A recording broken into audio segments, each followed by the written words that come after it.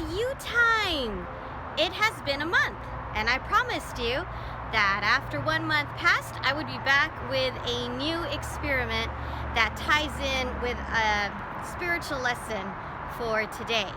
And last week, we had a really great lesson given to us by Pastor Kevin from La Mesa Church. That was wonderful. I was really excited the whole time that was happening. And today, we do have another experiment for you, and I'd like you to stretch your spiritual brain. School is a lot more than just math, science, social studies, reading, and English. You're here at our school for another reason as well. And that reason is because we want you to also grow spiritually.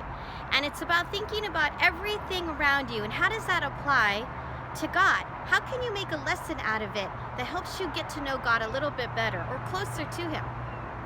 So today, I have a story and an experiment that's going to tie it all in for you. Let's start with the story first.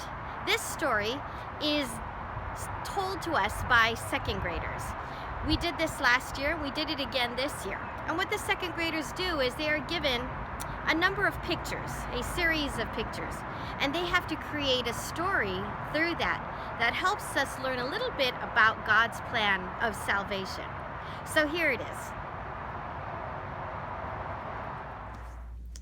Here is the story that second grade put together along with the Encounter Bible lesson. In the beginning, God created the heavens, the earth, and people. Everyone was happy. They all loved each other. Then people chose to sin. They threw God's love away. And you can see all of that sin stuck on the man and the woman. Selfish hate, lies, disobedience, cheat, cruel gossip. And their hearts have turned dark. But if you look at God, His heart is still pure. He wants to give them His heart. He looks sad. And the hearts that they've all been holding, the man and the woman, they've thrown to the ground. Sin caused evil, and it separated us from God. So now you could see a big gap between man and woman and God. People thought they could get rid of sin by being really good. So there's a picture of the man saying, maybe I can fix this by myself. But it didn't work. I'm going to try to be really, really good, said the man, and he tries again, but you could see his sin just keeps falling back down into the canyon. He tries another thought. What if I go to church a lot? But it never could get them to get back to God. It says here, maybe they could go to church, but it didn't work. But God said, I can do it. I can stop sin. And here God says, sin is a big problem that only I can fix. So He fixed the sin problem by the cross. When Jesus died, my sins went away. And there we could see the cross smashes sin down. And all of the selfish, terrible sins are now on the cross. And the cross has become a bridge across the gap. And now we are happy. Our hearts are clean. We're back together. Our hearts are clean. We are good, connected, and joyful. The end. All right, we're almost ready to begin.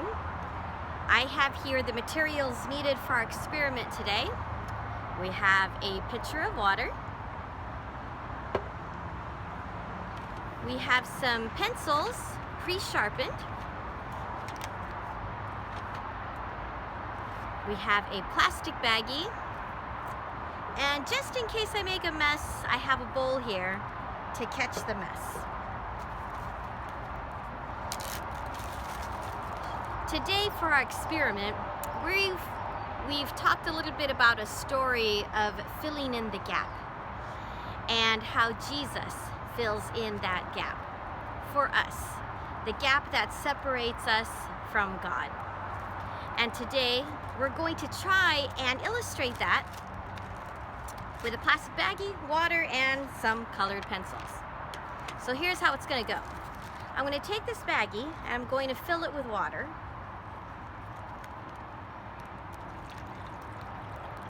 3/4.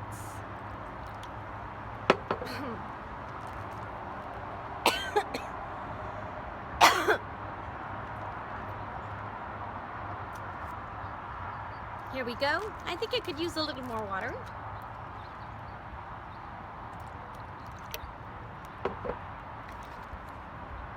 All right, that looks like 3/4. I'm going to seal the bag. But before I seal it completely, I'm going to try and press out all the air as much as possible. All right, I think I've done that. Here we have our bag of water. Now I'm going to take out a colored pencil. What color should I use? You can see all the colors here. What do you suggest? What? All right. I thought I heard green. How about a pretty aqua green? Well, that's not what you said? I'm sorry. That's what I like. So too bad. I'm just kidding. All right. So here's what we're going to do. We are going to attempt to poke this pencil through the bag and have it come out on the other side without it creating a huge mess. According to the experiment book that was given to me so kindly by a student last year, it should work. Let's try. Okay. Here I am, poking it through. All right. It went in. You see that? You see the pencil is halfway through the bag?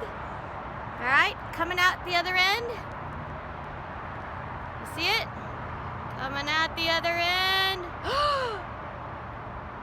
No mess. Oh, it said try to do it a few times. Okay. What color now? What? Red? All right, let's do red. Here we go.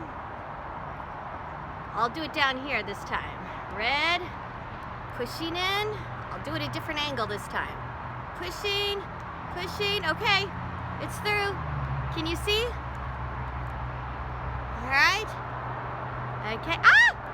All right, it spilled a little bit. Okay, going through, going through. The other side.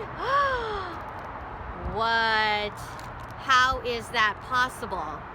How are we putting pens through a plastic baggie without making a mess? This is incredible. Okay, let's do another one. One more. What color? What did you say? Purple? Who said purple? Okay, just for you, I'm gonna do purple. Let's see. Aha. Here's a pretty purple. All right, this is our last one. Is it going to be too much? Is the pressure of 3 pencils too much? Let's find out. Here we go, last one, where you can see it. Going through, yes. All right, coming out the other end. Yes, there it is. Oh boy, there you go. The experiment worked. We can poke a plastic baggie with pencils without making a mess, no spillage, no breaking. How is that possible?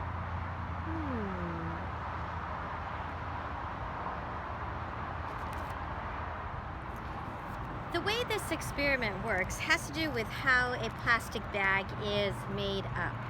A plastic bag is made up of a substance called polymer. And now, I'm not the expert, but I'm just telling you what I've learned. And polymer is not very dense, so it's loosely put together. And when you poke a pencil through the plastic, it's not actually breaking. What it is it's opening up a space. It's not breaking the chain. The chains are just moving slightly to allow it to come in. And then it closes back around it, sealing it up nice and tight. Let's do a slow motion and see how that works.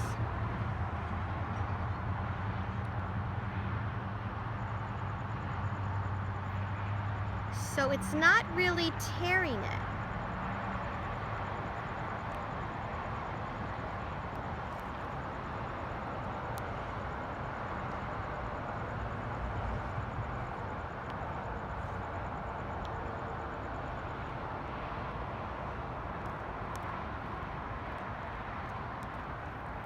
And that's how it works. So that's why it does not actually leak. Everything is sealing up back around it. So, talking about the spiritual lesson that goes with this. Sin is like a hole that's created in this bag. And everything starts pouring out. All the ugliness in our life. Or we could look at Jesus as being the pencil that takes that, seals up the gap, holds that gap together, and causes us to be able to become whole again. No leakage, no ugliness, not if we turn everything over to Him. Oh, it's a little noisy.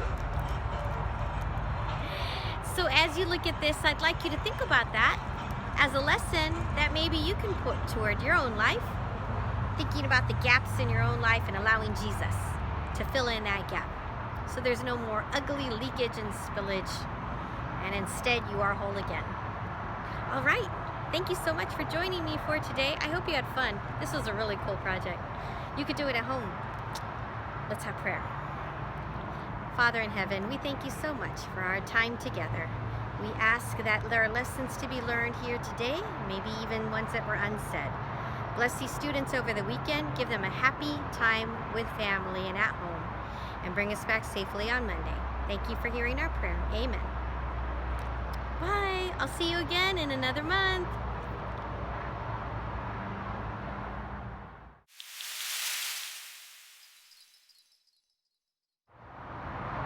Okay, just to prove to you that I was not cheating or doing anything,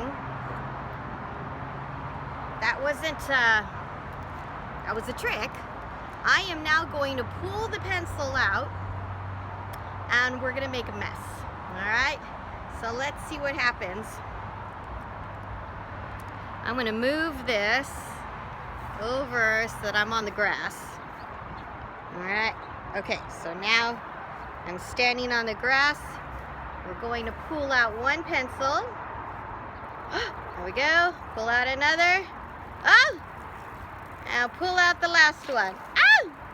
And there we go. So no tricks. It was real. The experiment I did today really worked.